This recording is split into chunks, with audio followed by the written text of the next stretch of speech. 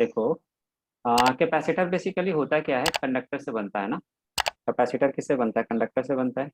Conductor का basic हम्म। Property तुम्हें पता है पहले से, हम्म। क्या होता है। Conductor is a material which allow flow of electricity, right. और ऐसा मटेरियल जो अपने अंदर infinite number of free charge particles को रखते हैं, they are called as what, conductors, right. हाँ। अब देखो, कोई भी कंडक्टर ना, अब हम लोग यहाँ पे बात कर रहे हैं कैपेसिटर की।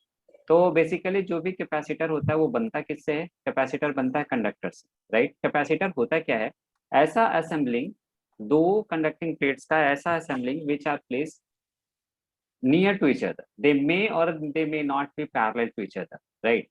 और डिफरेंट टाइप के कन्फिगरेशन इसमें पॉसिबल होते हैं, तो कौन कौन से कन्फिगरेशन पॉसिबल होते हैं ये भी हम लोग सारा कुछ अभी डिस्कस करें।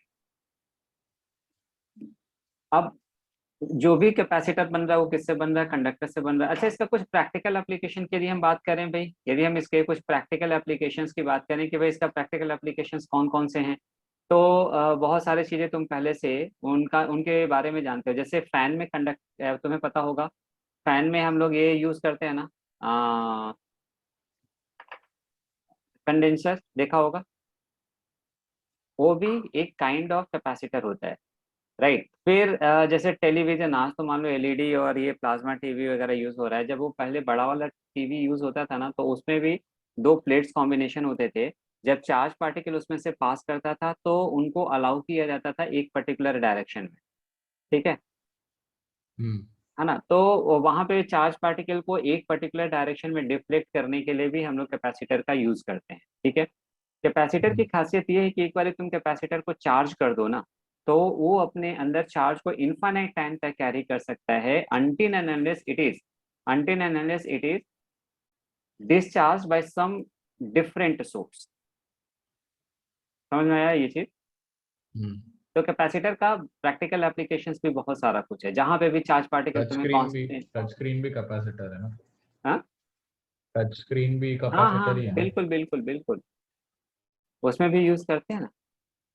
तो जहां पे भी हम लोग को एक कांस्टेंट चार्ज सप्लाई करना होता है ना, वहां पे हम लोग ये कैपेसिटर को यूज करते हैं, ठीक है। तो अब देखो, सबसे पहले तो हम ये जानेंगे, पहले हम लोग कंडक्टर के बारे में पढ़ लें, थोड़ा सा बेसिक, क्योंकि उसी से बनाना है हमें ये सारा कुछ। तो कंडक्टर के की प्रॉपर्टी क्या है, ये सारा कुछ हम लोग काफी कुछ इसके बारे में ऑलरेडी इलेक्ट्रोस्टैटिक के पिछले चैप्टर्स में पढ़ चुके हैं, है ना। अब हम लोग आते हैं बेसिकली कैपेसिटर के, कंडक्टर के कैपेसिटेंस पे, कैपेसिटर के कैपेसिटेंस पे। इसके कैपेसिटेंस का मतलब क्या होता है, किसी भी कंडक्टर के कैपेसिटेंस का मतलब क्या होता है। जैसे सपोज करो ये कोई कंडक्टर है, right.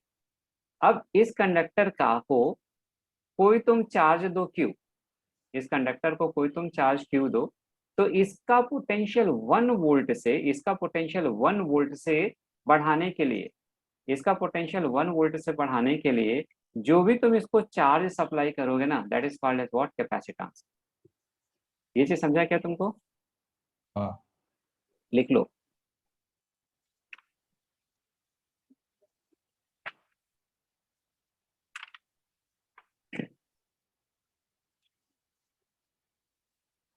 The charge required to increase 1 volt in a body. Charge required per unit rise, charge required per unit rise in electric potential, in electric potential on conductor, on conductor is known as capacitance of the conductor।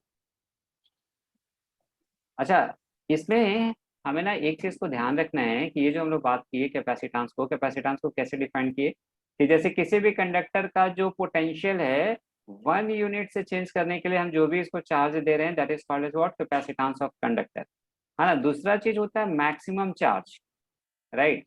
तो ये दोनों चीजें बिल्कुल separate है। Maximum charge का मतलब कि कोई भी डिवाइस है वो अपने पास कितना मैक्सिमम चार्ज को कैरी कर सकता है विदाउट गेटिंग बर्न, ठीक है। जबकि कैपेसिटेंस क्या है कि किसी भी बॉडी को जो हम चार्ज दे रहे हैं उसका पोटेंशियल यूनिट से चेंज करने के लिए जो भी हम उसको चार्ज सप्लाई कर रहे हैं, that is called as what, capacitance.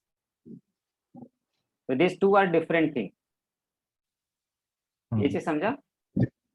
हाँ अब देखो, सपोज करो ये कोई कंडक्टर और इसको हम लोग कोई चार्ज क्यू दिए, तो इसमें क्या हुआ, पोटेंशियल कुछ v इंक्रीज किया, या वाइसी वर्सा हम ये बोल सकते हैं कि इसको हम लोग कोई पोटेंशियल v दिए तो इसके करस्पॉन्डिंग इस पे चार्ज आया होगा, राइट।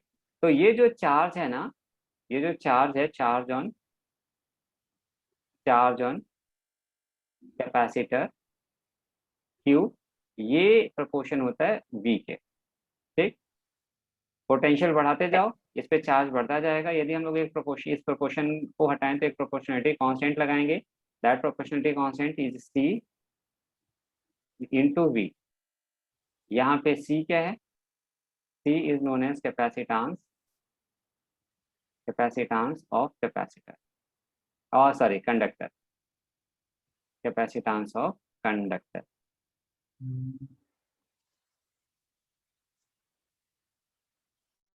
जैसे हम यहाँ से C को और क्या लिख सकते हैं भाई, C को लिख सकते हैं हम लोग Q/V लिख सकते हैं, राइट। और V क्या है, यदि हम लोग 1 कंसिडर कर लें, 1 यूनिट कंसिडर कर लें, तो C इक्वल्स क्या हो जाएगा, Q। यानी कि इसका जो पोटेंशियल है 1 वोल्ट से बढ़ाने के लिए, 1 यूनिट से बढ़ाने के लिए जो भी हम इसको चार्ज सप्लाई कर रहे हैं, that is called as what, capacitance.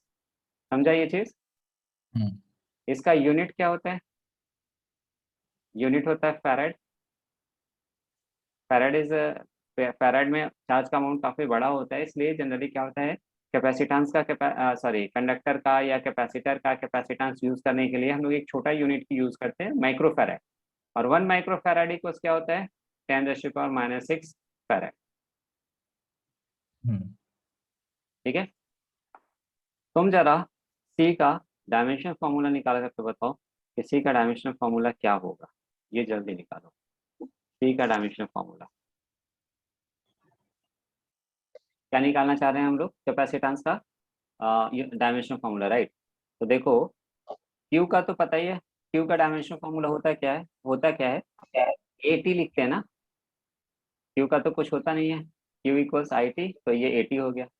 अब पोटेंशियल का निकालने के लिए तुम दो तरीका यूज कर सकते हो। पोटेंशियल का एक तो तुम ई डी एल करके निकाल सकते हो, या चाहो तो पोटेंशियल का तुम यू, पोटेंशियल एनर्जी पर यूनिट चार्ज से भी निकाल सकते हो, है ना। तो इससे निकालेंगे तो क्या होगा, ml² T-2 अपॉन क्यू का क्या होगा, 80 होगा। तो ये यहाँ ला करके रख दो, तो ml² T-2, और ये क्या होगा, ऊपर चला जाएगा, तो ये a² T²।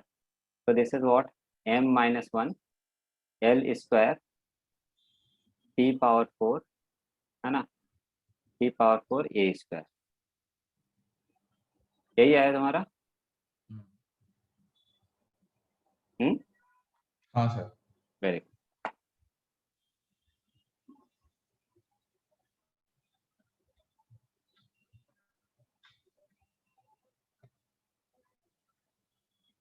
अब देखो, ये जो कैपेसिटेंस ऑफ कैपेसिटर है ना, ये सर्टेन फैक्टर्स पे डिपेंड करता है। तो लिखो, the capacitance of a conductor, the capacitance of the conductor depends on the following factors, depends on the following factors.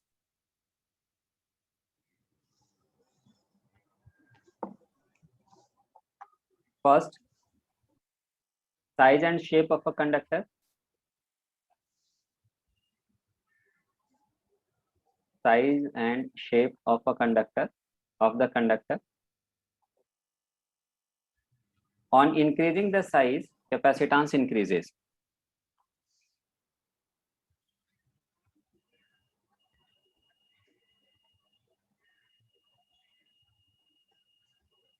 On increasing the size, capacitance increases. Next property is the second property. On the surrounding medium,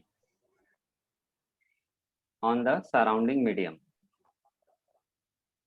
with increase in dielectric constant K, with increase in dielectric constant K, capacitance increases. Capacitance increases. And third property, with increase in with increase in dielectric constant K, dielectric constant को किस के से represent करते हैं ना, dielectric constant को capital के से, डायरेक्ट क्या, on the surrounding medium with increase in dielectric constant के, कैपेसिटेंस इंक्रीजेस.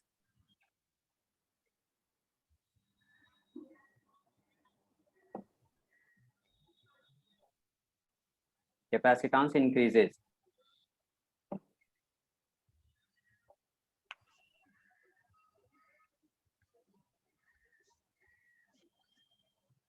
Next लिखो. The capacitance increases by bringing. The capacitance increases by bringing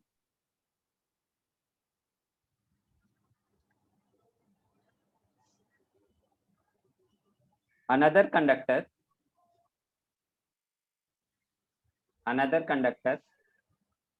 near to it.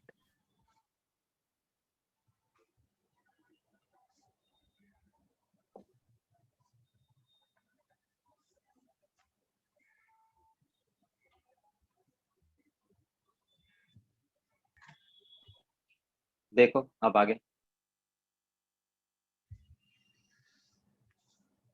Self energy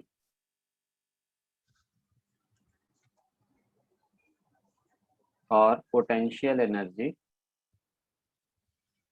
self energy और potential energy of conductor.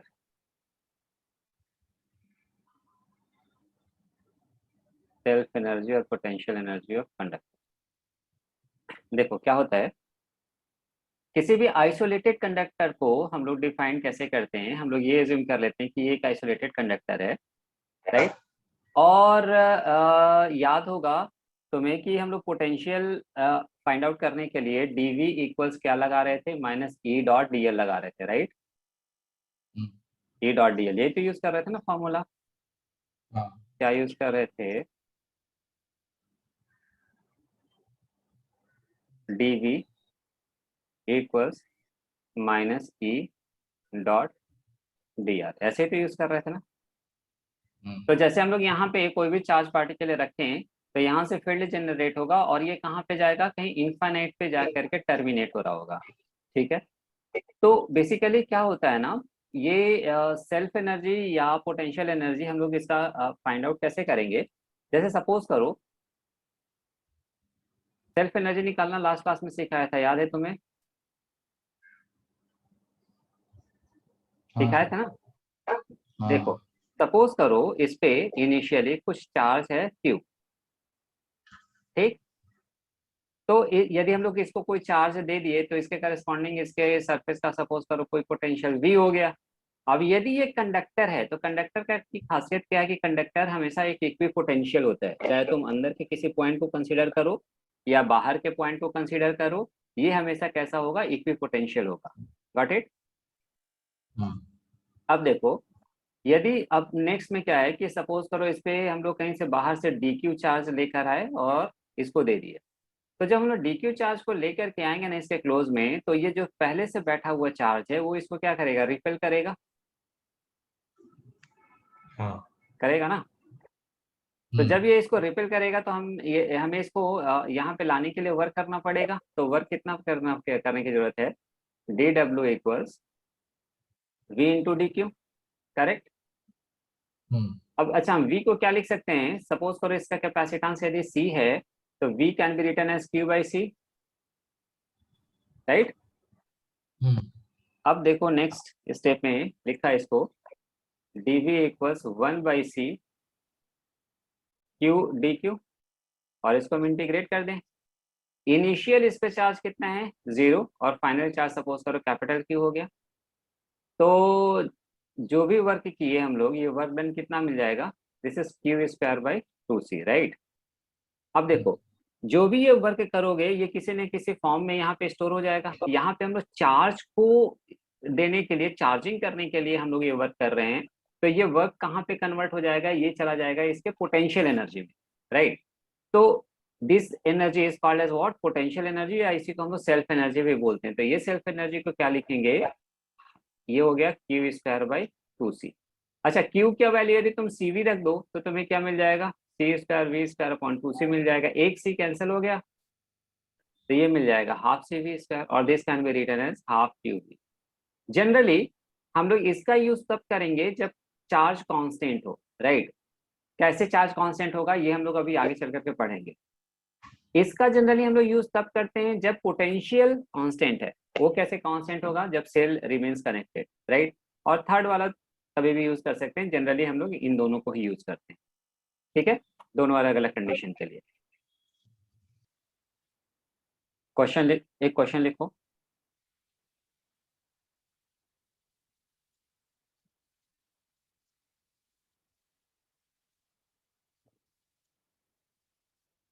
Charge required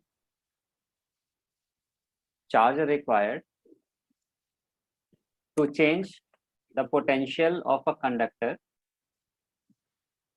charge required to change the potential of a conductor by 2 volt is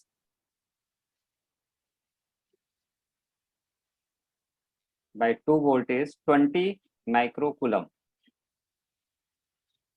Find potential, find capacitance of the conductor and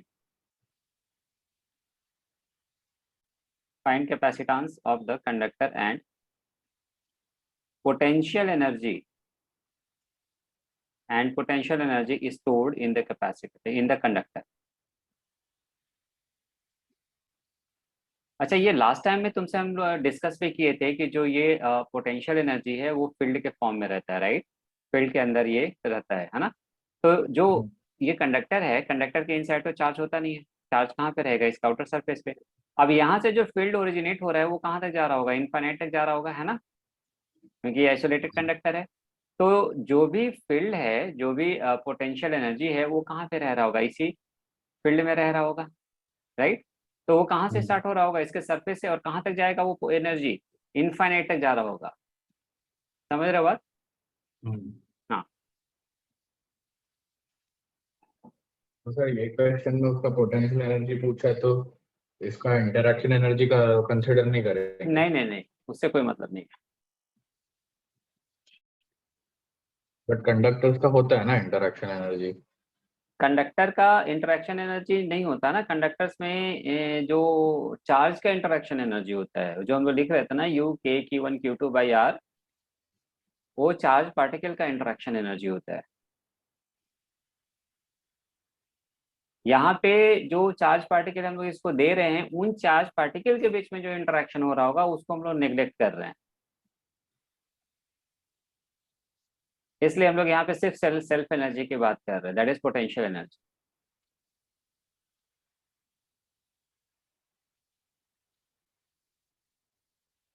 clear. हाँ sir.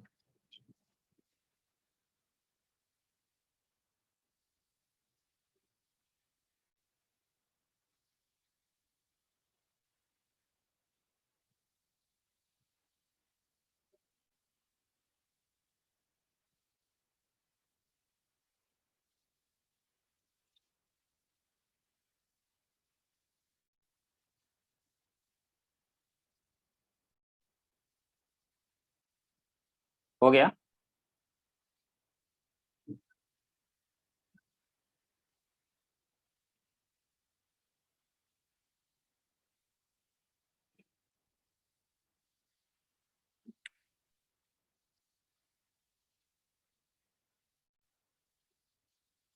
Ten microfarad.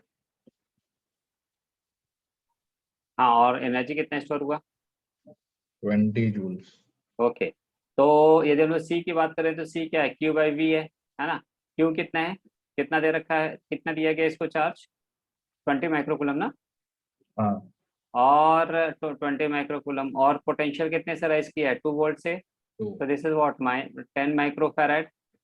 अब हम लोग यदि potential energy store की बात करें तो you equals या तो हम क्यू स्क्वायर अपॉन 2c लगा दें क्योंकि हमें क्यू और सी मालूम, या तो हम चाहें तो हाफ सी वी स्क्वायर भी लगा सकते हैं, तो ये अपने ऊपर है। जैसे सपोज करो हाफ सी वी स्क्वायर लगा दें तो ये क्या मिल जाएगा, हाफ इंटू सी, सी कितना है 10 है एंड वी कितना है, कितना अप्लाई किया गया 2 वोल्ट अप्लाई किया, तो 2 का होल स्क्वायर, तो दिस इज व्हाट 20 माइक्रोजूल। या हम चाहते तो क्यू स्क्वायर अपॉन 2c भी लगा सकते थे, तुम इसको अप्लाई करके देख लो, आंसर दोनों से सेम आएगा। यही आया होगा तुम्हारा भी। तो सर सब फॉर्मूला में हम लोग वो फैराड का यूनिट माइक्रो फैराड ही लेंगे। हाँ, क्योंकि वो माइक्रोकूलम में दिया है ना चार्ज। चार्ज जो दिया है वो चार्ज कितना दे रखा है, 20 माइक्रोकूलम दे रखा है। हाँ नहीं, बट अगर half C V square use कर रहे हैं तो सी जो है वो फैराड लेंगे कि माइक्रो फैराड। माइक्रो ऑब्वियसली यदि कैपेसिटेंस हम ऑलरेडी माइक्रो निकाल चुके हैं ना, वो माइक्रो फैराड आ रहा है, तो माइक्रो फैराड में ही एनर्जी भी उसी में आएगा।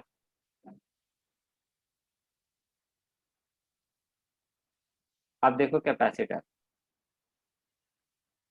कैपेसिटर बेसिकली होता है क्या है, this is combination of two conductors, this is combination of two conductors,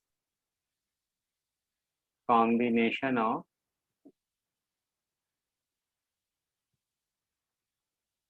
two conductors placed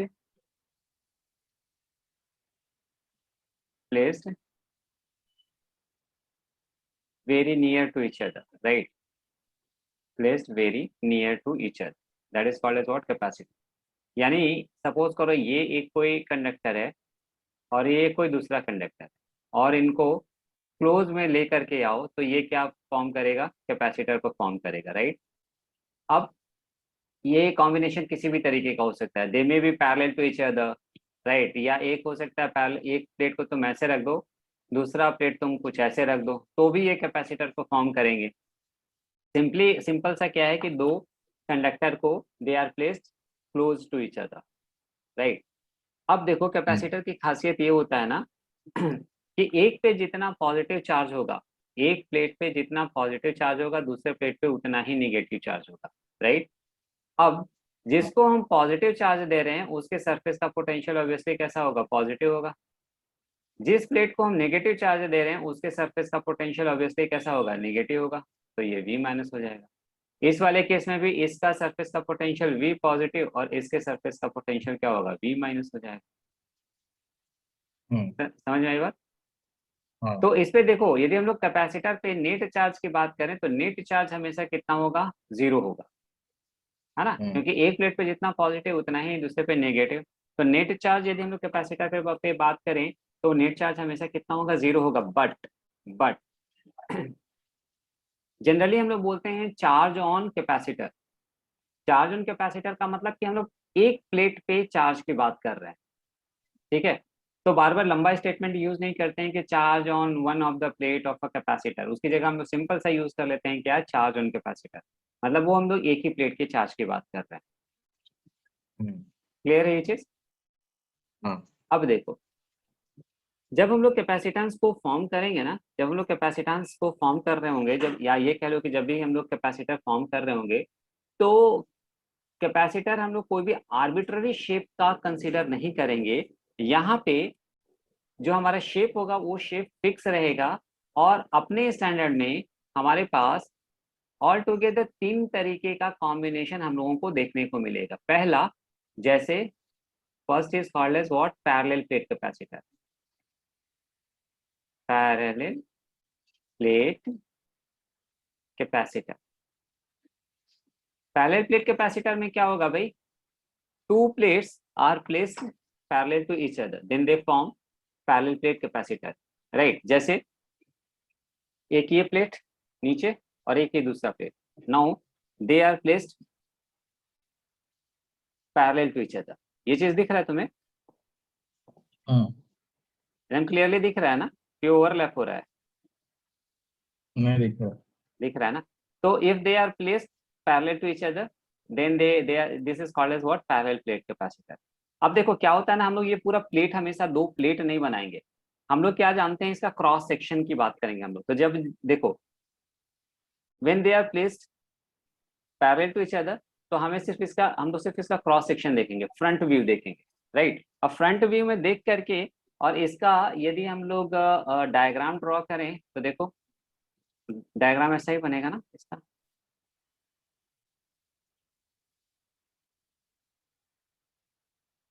clear है ये चीज? अब एक पे जितना पॉजिटिव चार्ज दोगे प्लस क्यू, उतना ही दूसरे पे माइनस क्यू चार्ज आ जाएगा। अब ये क्या है, कंडक्टर है ना, ये क्या है भाई, कंडक्टर है। कंडक्टर की खासियत, यदि तुम इस कंडक्टिंग शीट को चार्ज दो तो ये चार्ज पूरे इसके दोनों ही सरफेसेस पे यूनिफॉर्मली डिस्ट्रीब्यूशन हो जाएगा। इधर की तरफ और इधर की तरफ दोनों ही साइड में क्या होगा, चार्ज यूनिफॉर्मली डिस्ट्रीब्यूटेड हो जाएगा, राइट। तो इस पे यदि हम लोग प्लस क्यू चार्ज दें, इस पे माइनस क्यू चार्ज दें, तो इधर आ जाएगा कितना। अच्छा, चार्ज का डिस्ट्रीब्यूशन हम लोगों को पहले से पता है, याद होगा लास्ट क्लास में हम लोग ऐसा डिस्कस करके रखे थे कि जैसे ये एक प्लेट, दूसरा ये plate, and if they are placed parallel to each other, इसको हम चार्ज Q1 दे दें, इसको हम चार्ज Q2 दे दें, तो आउटर वाले पे इस पे चार्ज आ रहा था Q1 प्लस Q2/2, और यहाँ पे आउटर में भी आ रहा था Q1 प्लस Q2/2। इस वाले पे सरफेस पे जो चार्ज है वो Q1 माइनस Q2/2 है ना, और इस पे जो चार्ज आ रहा है ये क्या आ रहा है, माइनस Q1 माइनस Q2/2, यही आ रहा था ना चार्ज। अब देखो इसकी जगह यदि हम लोग इसको प्लस क्यू और माइनस क्यू चार्ज दे रहे हैं, तो यहाँ पे यदि हम लोग ऐड करें तो Q1 की वैल्यू क्या है, Q है, Q2 कितना है, माइनस क्यू है, तो Q1 माइनस क्यू 0, यानी यहाँ पे चार्ज 0 आ जाएगा। तो यहाँ काउंट करो, यहाँ पे भी 0 आ जाएगा, यानी यहाँ पे प्लस क्यू चार्ज और यहाँ पे माइनस क्यू चार्ज आएगा, राइट। तो व्हेन दे, अच्छा इनके बीच का जो सेपरेशन है ना, सेपरेशन इनके बीच का एरिया के रेस्पेक्ट में बहुत ही छोटा होता है। समझ रहे हो बात, कहने का मतलब क्या है मेरा, ये जो इनके बीच का सेपरेशन डी है वो इस प्लेट एरिया के रेस्पेक्ट में बहुत ही छोटा सा होता है। क्या बोला भाई, एक ये प्लेट, दूसरा ये plate, right, and now they are placed parallel to each other, तो इनके बीच का कोई सेपरेशन होगा, इनके बीच का कोई सेपरेशन होगा, तो इनके बीच का जो ये सेपरेशन है ना, इनके बीच का जो ये सेपरेशन है ना, वो इसके प्लेट एरिया के रिस्पेक्ट में क्या होगा, बहुत ही छोटा सा होगा, ठीक है। ये प्लेट एरिया हम लोग यहाँ पे सपोज कर लिए कि ये ए है। अब ये कैपेसिटेंस वगैरह क्या होता है ये भी हम लोग बाद में निकालेंगे, फिलहाल ये चीज समझा पैरेलल प्लेट कैपेसिटर बनता कैसे है, राइट। तो एक तो हम लोगों को पैरेलल प्लेट कैपेसिटर के बारे में पढ़ना है, खूब अच्छे से पढ़ना है, बहुत सारे वेराइटीज ऑफ क्वेश्चंस इस पे बनते हैं, ये हमारा पहला। दूसरा हमारा आएगा, दूसरा हमारा आएगा spherical capacitor. Spherical capacitor, spherical capacitor में क्या होगा, देखो एक ये स्फीयर और दूसरा ये sphere, now they are place concentric to each other, ठीक है। अब देखो अंदर वाला जो है ना स्फीयर, ये हॉलो या सॉलिड कुछ भी हो सकता है, चलेगा, राइट, बट एक चीज पक्का है कि ये हमेशा कंडक्टर ही होंगे, ठीक है। लेकिन जो बाहर वाला स्फीयर है, जो बाहर वाला स्फीयर हम लोग कंसीडर कर रहे हैं, it must be what, hollow, तभी तो ये छोटा वाला अंदर जा पाएगा इसके, है ना। तो सपोज करो इसका जो रेडियस है वो स्मॉल ए है और बाहर वाला जो रेडियस है वो बी है, राइट। तो अब ये जो दो कैपेसिटर बने ना, this is called as what, spherical capacitor. Now they are placed in very close to each other, ठीक है। और एक तरीके से देखो तो इनके जो दो फेसेस हैं they are parallel to each other, नहीं। तो ये कौन सा कैपेसिटर बन गया, स्फेरिकल कैपेसिटर बन गया। अच्छा तुम एक दूसरा तरीके से भी स्फेरिकल कैपेसिटर बना सकते हो, एक ये, दूसरा ये भी बन गया, ठीक है। इसमें से एक को हम लेके चले जाए इनफाइनाइट पे, या इसके सरफेस को लेकर के चले जाओ इनफाइनाइट पे, तो ये भी एक कैपेसिटर बना, that is called as what, isolated capacitor, या जो भी हम लोग जस्ट पहले पढ़े आइसोलेटेड कंडक्टर भी हम लोग बोल सकते हैं। तो इसका कैपेसिटेंस वगैरह क्या होगा ये हम लोग अभी निकालना सीखेंगे, ठीक है। तो ये स्फेरिकल कैपेसिटर का स्ट्रक्चर बन गया। अब हम आते हैं किस पे,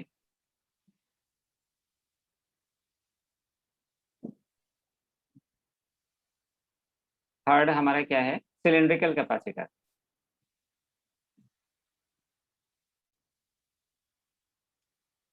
सिलिंड्रिकल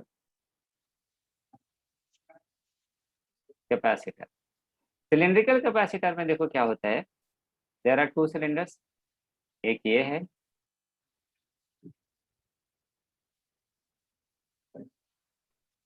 और दूसरा सिलेंडर ये है। नाउ दे आर कोएक्सियली प्लेस्ड,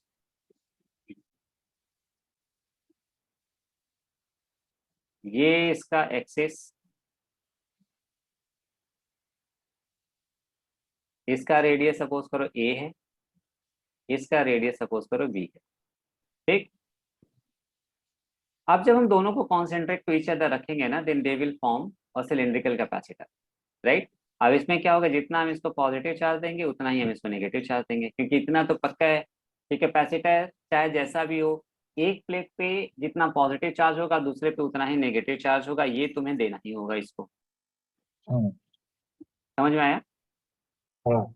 अब हम लोग चलते हैं कहाँ पे, एक एक का कैपेसिटेंस निकालेंगे। तो सबसे पहले हम लोग पैरेलल प्लेट कैपेसिटर की बात करेंगे।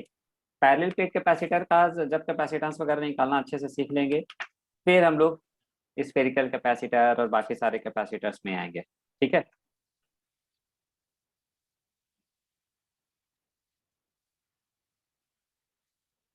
चलो देखते हैं पैरेलल प्लेट कैपेसिटर में क्या होता है।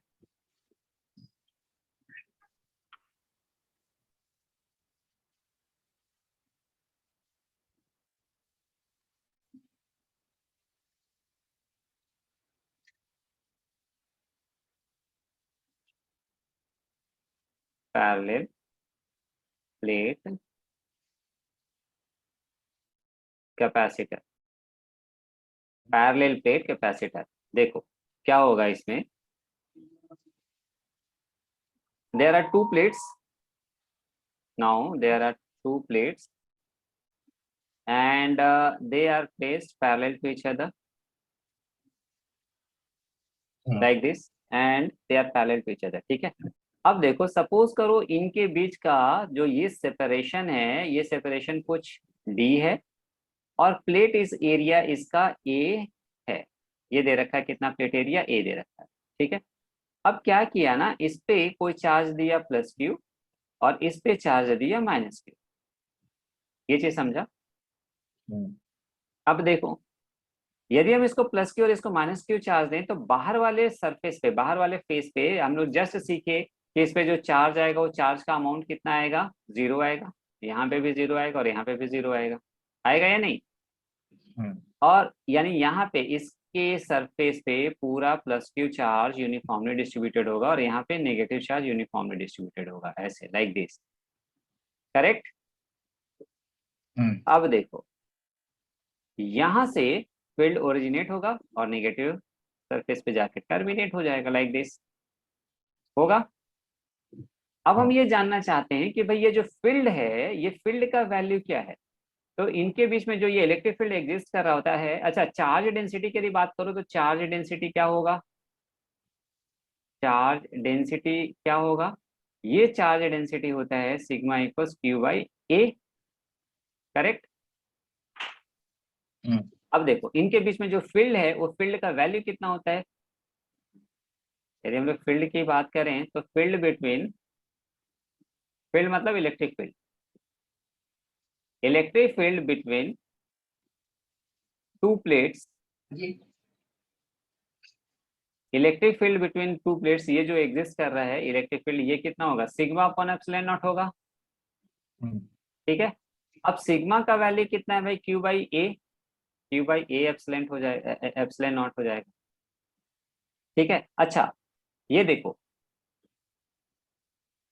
इनका जो प्लेट एरिया है ना, इस प्लेट एरिया के कंपैरिजन में जो डिस्टेंस है वो डिस्टेंस बहुत ही छोटा होता है, इसकी वजह से जो ये इलेक्ट्रिक फील्ड होता है, ये इलेक्ट्रिक फील्ड ऑलमोस्ट यूनिफॉर्म होता है। हालांकि जो एंड सरफेसेस हैं, जो एंडिंग पोर्शन है, यहाँ पे थोड़ा सा इलेक्ट्रिक फील्ड का बल्ज होता है, बट यहाँ पे हम लोग क्या एज्यूम करते हैं कि भाई वो चीज नेग्लेजिबल है और सारा का सारा electric field parallel to each other है, जो यहाँ से ओरिजिनेट हो रहा है और यहाँ पे टर्मिनेट हो जा रहा है। तो ये स्ट्रिक्टली केस तभी हो सकता है जब इसके लेंथ के, इसके एरिया के कंपैरिजन में डी नेग्लेजिबल हो। याद करो, पैरेलल प्लेट कैपेसिटर किसी कंडक्टिंग शीट की वजह से हम लोग इलेक्ट्रिक फील्ड निकाले थे। वहां पे हम लोग क्या एज्यूम कर रहे थे कि कंडक्टिंग शीट बहुत लार्ज था, कंडक्टिंग शीट को ये कंसिडर किया, है ना, इनफाइनाइट इनफाइनाइट था। तो इनफाइनाइट कहने का मतलब क्या है, ये बेसिकली एक रिलेटिव वर्ड है। इनफाइनाइट कहने का मतलब क्या है कि इनफाइनाइट एक रिलेटिव वर्ड है, राइट।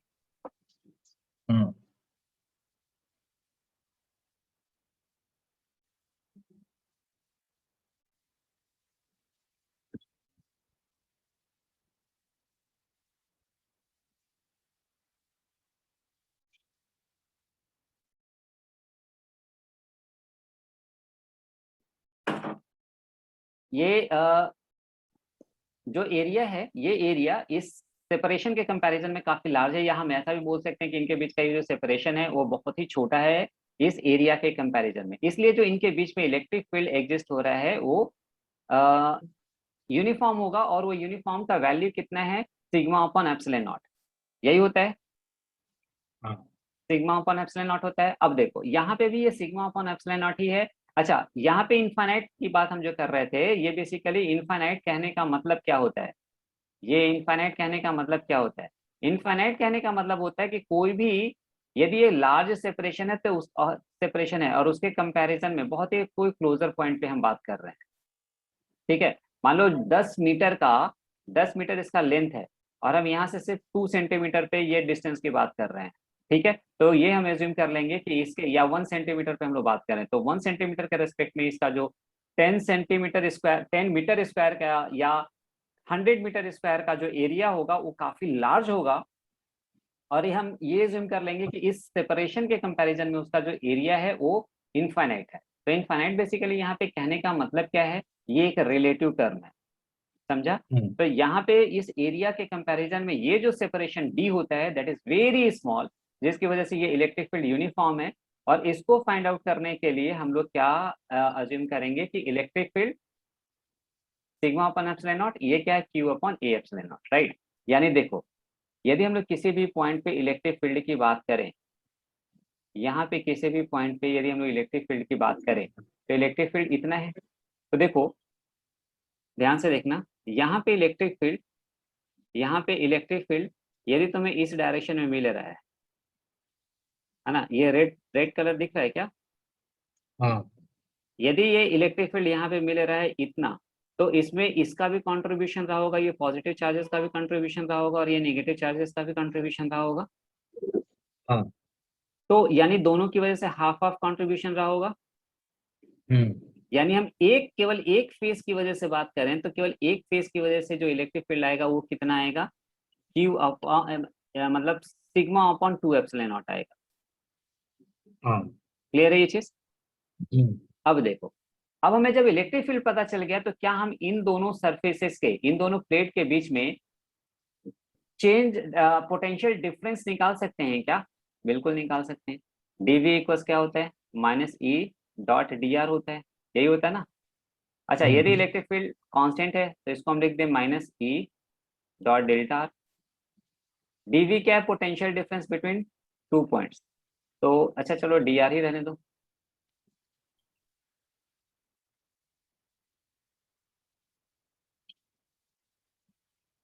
तो यहां से देखो डीवी इक्वल्स क्या हो जाएगा, माइनस ई कितना है, Q upon A epsilon naught into D are. अब देखो इसको इंटीग्रेट करें, जब आर का वैल्यू 0 है तो इसके सरफेस का पोटेंशियल कितना है, वी पॉजिटिव, यानी ये 0 है तो इसके सरफेस का पोटेंशियल वी पॉजिटिव। और जब हम डी डिस्टेंस चल करके दूसरे सरफेस पे आ गए तो इसके सरफेस का पोटेंशियल कितना हो गया, वी माइनस। ये चीज समझा। हाँ, अब देखो, upper limit minus lower limit करोगे तो क्या मिलेगा, V minus minus V plus equals minus Q upon A epsilon naught into D R का वैल्यू डी मिल जाएगा। अब माइनस से दोनों साइड मल्टीप्लाई कर दो तो v plus minus V minus equals Q upon epsilon naught A into D, ठीक। अच्छा, V plus minus V minus की यदि हम बात करें तो this is what, actually potential difference,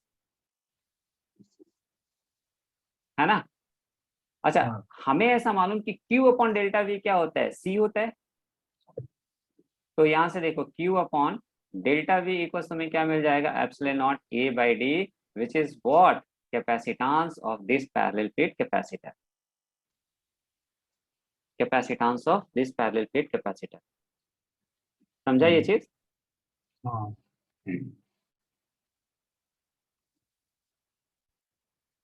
question लिखो इसके ऊपर।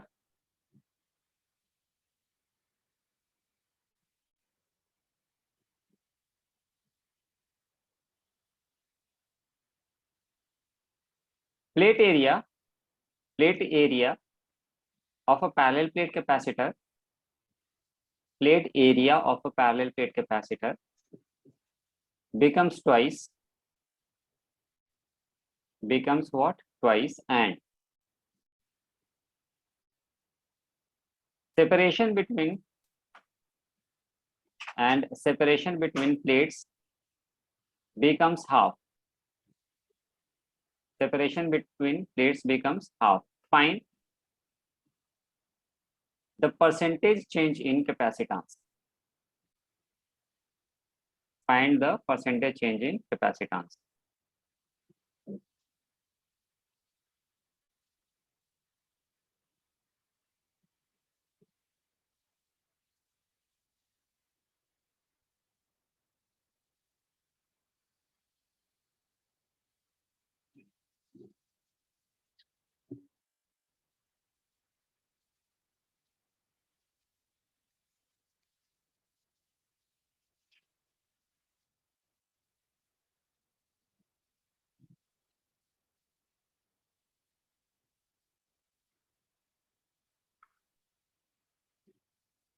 फोर 400%। 400%? डाउट लग रहा है हमें। क्वेश्चन क्या बोला भाई, इनिशियल कैपेसिटेंस C था epsilon not A by D, right. अब नए न्यू कैपेसिटेंस की बात करें तो एप्सिलॉन नॉट एरिया कितना हो जा रहा है, ट्वाइस हो जा रहा है, और सेपरेशन बिकम्स हाफ, तो ये तुम्हें क्या मिल जाएगा, 4 epsilon not A by D, है ना। अब epsilon not A by D का वैल्यू क्या है, C है, तो C dash equals what, 4C। अब यहाँ से देखो C डैश बाई C की बात करें तो ये तुम्हें क्या मिल जाएगा, 4 मिल जाएगा। हमें क्या चाहिए, परसेंटेज चेंज चाहिए, तो उसके लिए तो पहले रिलेटिव निकालना होगा तुम्हें। दोनों तरफ एक काम करो, C1 से को सब्ट्रैक्ट कर दो, तो ये क्या मिल गया, delta C by C equals 3। अब तुम्हें परसेंटेज चेंज निकालना है तो इंटू 100 कर दो, तो दिस इज व्हाट, 300% आया ना। हाँ 400 कैसे आया था, तुम टाइम्स ले लिए। हाँ टाइम्स ले ली। हाँ, जबकि हमें परसेंटेज चेंज निकालना है।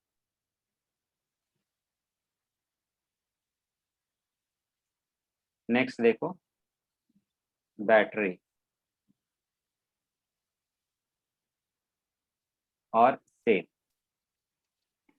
देखो, बैटरी या सेल का के बारे में हम लोग ज्यादा पढ़ेंगे करंट इलेक्ट्रिसिटी में, यहाँ पे बस शॉर्ट में पढ़ेंगे। जैसे कोई भी एक सेल है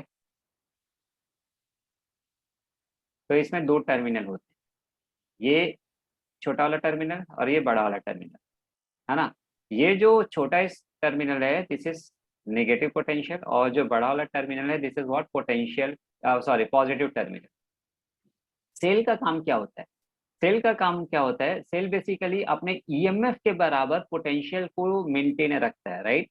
लेकिन हर एक केस में वो अपने ईएमएफ के बराबर पोटेंशियल मेंटेन नहीं रख पाता। किसी केस में ज्यादा भी होता है, किसी केस में कम भी होता है, डिपेंड की सेल का चार्जिंग कंडीशन है या डिस्चार्जिंग कंडीशन है।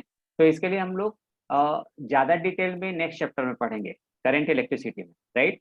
फिलहाल बस इतना जानो कि जैसे इसका जो ईएमएफ है, अच्छा यहाँ पे बैटरी भी हम लोग दो तरीके का कंसिडर करेंगे, एक होगा आइडियल बैटरी, दूसरा होगा रियल बैटरी। तो यहाँ पे हम लोग आइडियल बैटरी कंसिडर कर रहे हैं। आइडियल बैटरी का मतलब कि जितना उसका ईएमएफ है, ईएमएफ भी हम लोग नेक्स्ट चैप्टर में डिफाइन करेंगे। ईएमएफ बेसिकली क्या होता है, इलेक्ट्रोमोटिव फोर्स। इलेक्ट्रोमोटिव फोर्स क्या होता है कि किसी भी चार्ज पार्टिकल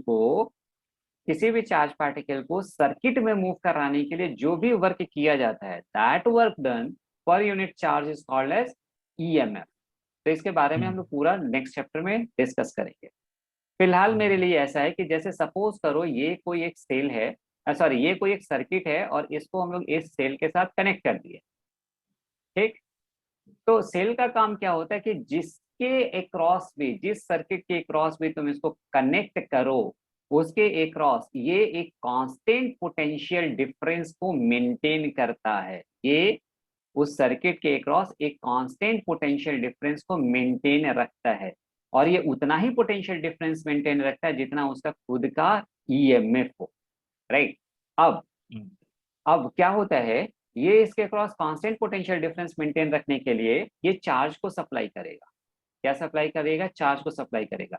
तो ये अपने नेगेटिव एंड से नेगेटिव चार्ज भेजेगा, यानी इलेक्ट्रॉन से इधर की तरफ भेजता है। अब इलेक्ट्रॉन एक कैसा क्वांटिटी है? ऑब्वियसली कंजर्वेटिव है। तो जितना इधर से ये इलेक्ट्रॉन इधर की तरफ भेजेगा, सर्किट में मूव करता हुआ, उतना ही इलेक्ट्रॉन इधर की तरफ आ जाएगा, राइट। यानी इधर से इलेक्ट्रॉन इधर की तरफ आएगा।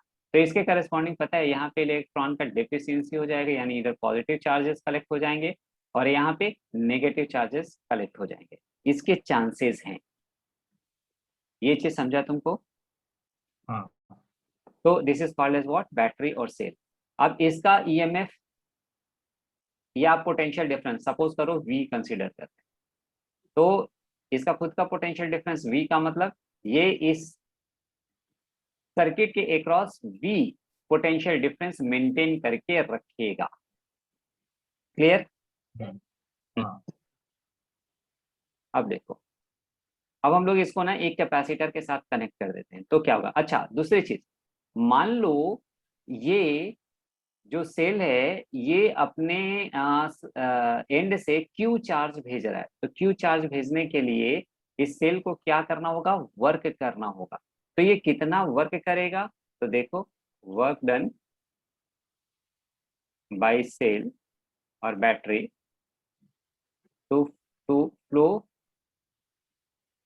चार्ज Q, ये वर्क डन हो जाएगा Q इंटू खुद का जो इसका पोटेंशियल है डेल्टा V। डेल्टा V क्या है? जो इसका खुद का पोटेंशियल है। यदि यहाँ पे V हम कंसीडर कर रहे हैं तो Q इंटू V, ठीक है। तो work done by the cell to flow charge Q और to supply charge Q across capacitor, और अक्रॉस सर्किट बोल तो ज्यादा अच्छा है। जरूरी थोड़ी नहीं क्यों केवल कैपेसिटर ही, कोई भी सर्किट हो सकता है XYZ, ठीक है। अब देखो हम लोग देखेंगे cell connected with a capacitor, तो क्या होगा?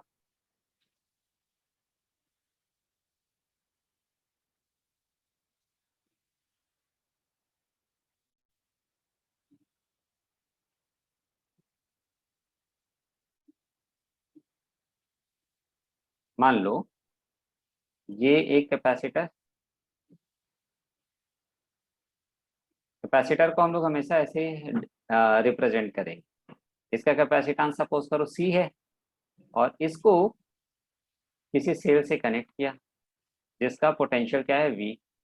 अब जैसे ही हम इसको एक छोटा सा स्पेस दे दें हम यहाँ पे,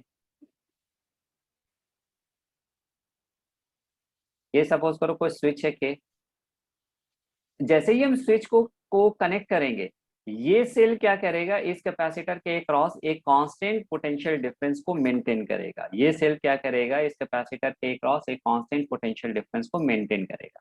अब ये कांस्टेंट पोटेंशियल डिफरेंस को मेंटेन करने के लिए ये क्या करेगा? अपने पॉजिटिव एंड से पॉजिटिव चार्ज और नेगेटिव एंड से नेगेटिव चार्ज भेजेगा। तो मालूम क्या होगा?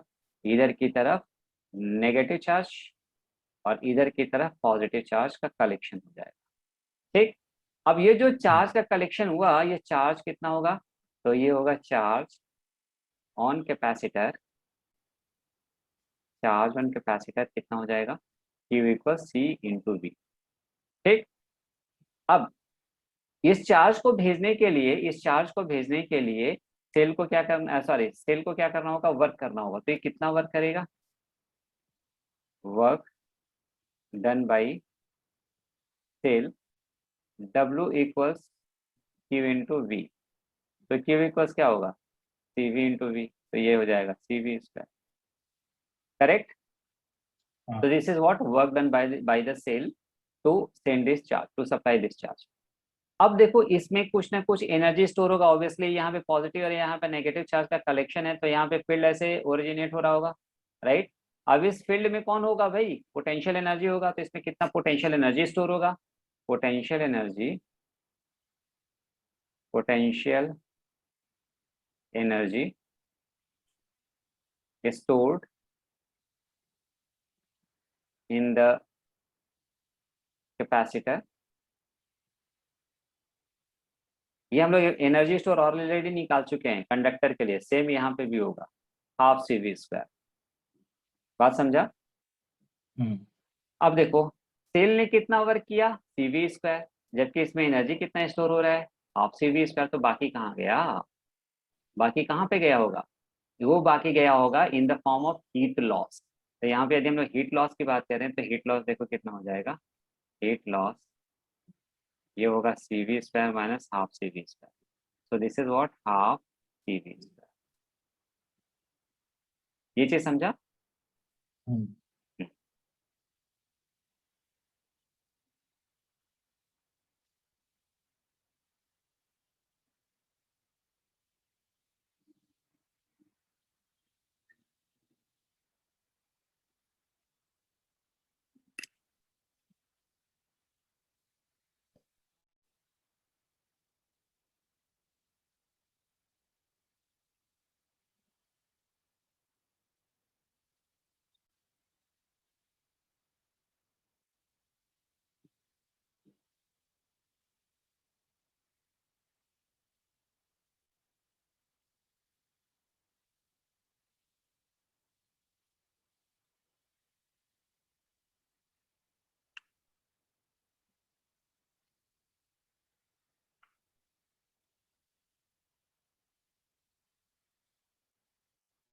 अरे इस पे एक छोटा सा क्वेश्चन लिखते हैं फिर आगे चलते हैं। लिखो, a capacitor of capacitance, a capacitor of capacitance 10 microfarad, 10 microfarad is charged with a cell of potential 4 volt, of potential 4 volt. Find charge on each plate of capacitor, find charge on each plate of capacitor, work done by the work done by the cell, work done by the cell, potential energy stored in the capacitor, potential energy stored in the capacitor, and heat loss,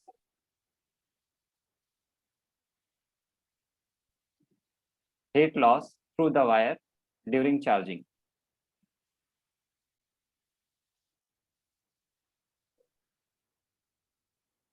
अब हम लोग ना कोई एक case consider कर रहे हैं, है ना।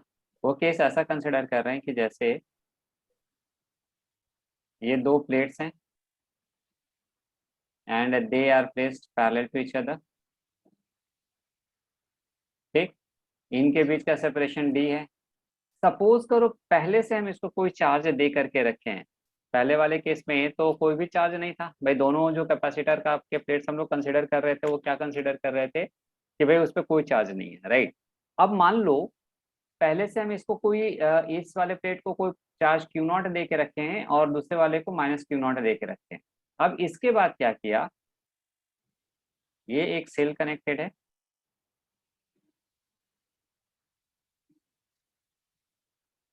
और यहाँ पे इसका कोई की है, राइट।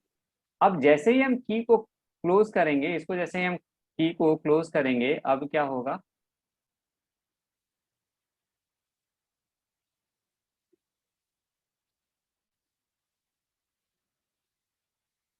जैसे ही हम की को क्लोज करेंगे ना, इस पे पता है कोई नहीं, कोई फाइनल चार्ज आ जाएगा QF, और इस पे माइनस क्यू पे फाइनल चार्ज आ जाएगा।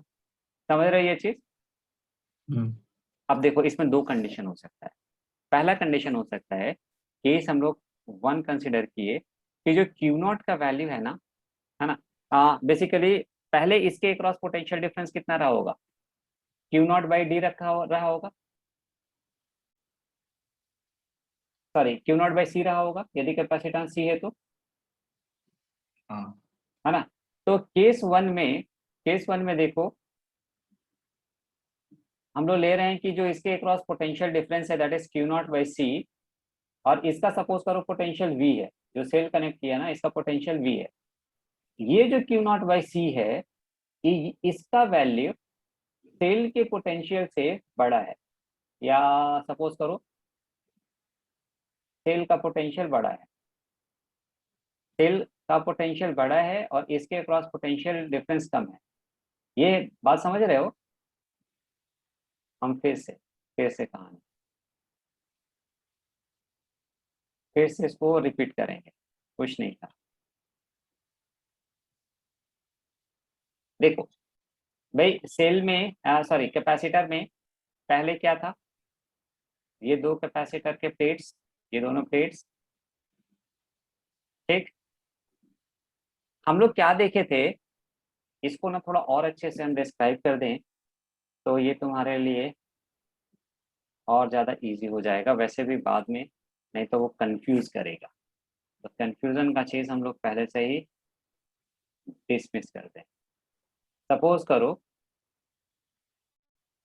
ये दो प्लेट्स, राइट, इसको हम चार्ज दिए Q1 और इसको हम चार्ज दिए Q2, तो हमें ऐसा मालूम कि यहाँ पे चार्ज होता है Q1 प्लस Q2/2, इसके आउटर फेसेस पे जो चार्ज का अमाउंट होता है वो सेम होता है। यहाँ पे कितना होगा, Q1 माइनस Q2/2 होगा, और इतना ही चार्ज इधर वाले पे आ जाएगा, कितना, minus Q1 minus Q2/2, correct है ना। अब देखो सपोज करो इनके बीच का पोटेंशियल डिफरेंस D है, सॉरी इनके बीच का सेपरेशन, प्लेट सेपरेशन कितना है, D है। अब देखो चार्ज पे, कैपेसिटर पे जो हम लोग चार्ज कंसीडर करते हैं ना, वो फेसिंग सरफेसेस का चार्ज कंसीडर करते हैं। समझ रहे हो मेरी बात? जो कैपेसिटर पे चार्ज कंसीडर करते हैं वो फेसिंग सरफेसेस पे कंसीडर करते हैं, क्योंकि इन दोनों के बीच जो फील्ड है उसके लिए ये चार्ज ही रिस्पॉन्सिबल है, राइट। तो अब यदि हम इन दोनों के बीच में पोटेंशियल डिफरेंस की बात करें तो उसके लिए कौन रिस्पॉन्सिबल होगा, ये वाला चार्ज रिस्पॉन्सिबल होगा, राइट। उसका इससे या इससे कोई लेना देना नहीं रहेगा। बट सर एनीवेज बाहर वाले तो जीरो ही होंगे ना। अभी यदि Q1 और Q2 दिए तब तो यहाँ पे चार्ज और यहाँ पे चार्ज है ना। But sir Q1 Q2 her bar same और ऑपोजिट ही रहता है ना। भाई वो तो एक अलग केस हो गया जब तुम सेल कनेक्ट कर रहे हो या बाकी कुछ और कॉम्बिनेशन बना रहे हो तब ना। लेकिन यदि हम दो पैरेलल प्लेट कंसीडर कर लें और Q1 और Q2 चार्ज दे दें तो कोई प्रॉब्लम होगा क्या? बट सर कैपेसिटर में अलग तो दे ही नहीं सकते ना। नहीं दे सकते हैं, क्यों नहीं दे सकते हैं, बिल्कुल दे सकते हैं। आपने वो बोला ना चार्ज कैपेसिटर। देखो तुम उस देखो क्या होता है, ये तब के लिए होता है जब हम उसको किसी सेल से कनेक्ट कर दें। यदि कोई एक आइसोलेटेड है, एक कोई आइसोलेटेड कैपेसिटर है और उसको यदि हम लोग केवल डायरेक्टली सेल से कनेक्ट कर दें तब उस पे चार्ज का मैग्नीट्यूड दोनों में सेम और अपोजिट नेचर का होगा।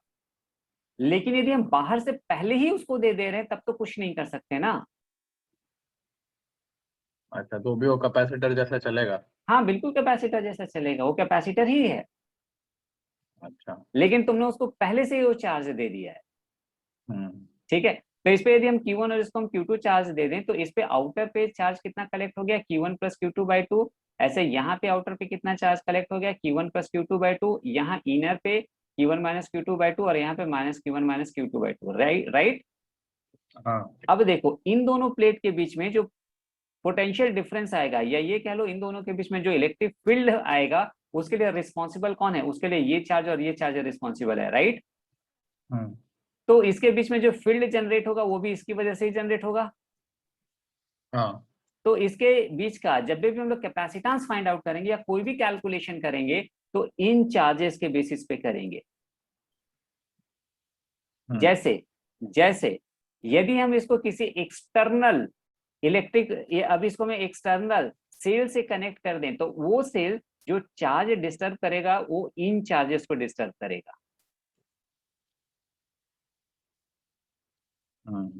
समझ में आई बात? तो अब देखो यहां तक का पूरा तो क्लियर बाहर है? का सेम ही रहेगा। हाँ, अब देखो इन दोनों के बीच में जो फील्ड जनरेट हो रहा होगा वो फील्ड ई कितना आएगा बताओ? ये ई होगा पहले तो, हाँ ई हो जाएगा sigma upon epsilon not. Sigma कितना होगा भाई? Q1 minus Q2 by 2 into area A epsilon not, इतना फील्ड जनरेट हो जाएगा, राइट। अच्छा, इनके बीच में यदि हम लोग पोटेंशियल डिफरेंस की बात करें तो वो पोटेंशियल डिफरेंस कितना हो जाएगा? Delta we equals minus E dot D R हो जाएगा, है ना।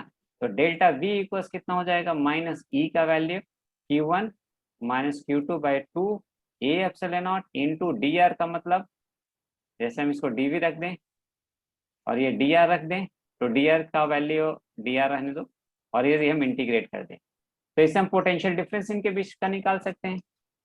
होगा या नहीं? ये potential difference between the plates आ जाएगा।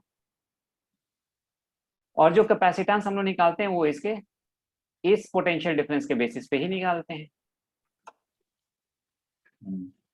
क्या तुमको यहाँ तक पूरा क्लियर है? हाँ सर।